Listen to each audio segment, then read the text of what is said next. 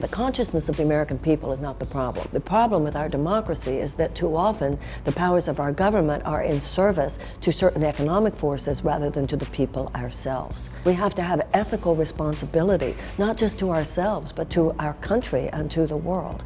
That's what an enlightened citizenship looks like. And when we take our democracy back for the best of ourselves, that's what an enlightened government looks like. We are not the first generation who has had to push back against assaults on our democratic values. Let's just not be the first generation to wimp out and not do the job. That's why I'm running for president. I feel that the United States needs a moral and spiritual awakening.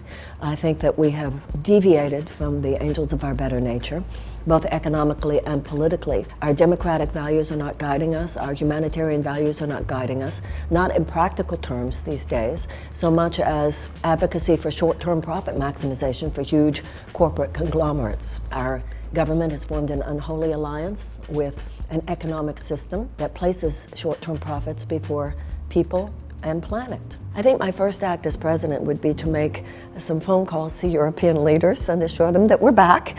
We will take our rightful place once again in the family of Western Alliance nations. You are a candidate who believes that African Americans should receive reparations for slavery, specifically $100 billion paid out in a 10-year annual installment of $10 billion. Is this symbolic, or do you think this money goes to some practical purpose?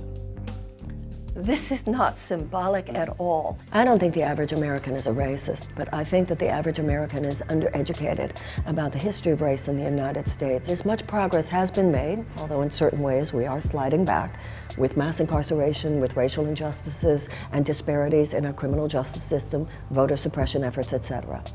The piece that has to do with economic restitution was simply not done yet. We're talking about addressing a gap that occurred specifically because of 2.5 centuries of slavery, followed by another 100 years of institutionalized violence.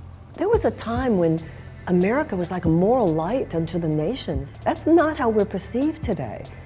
This is a big deal, and incremental changes, and changes that are only on the level of external policy, will not be enough to genuinely disrupt this.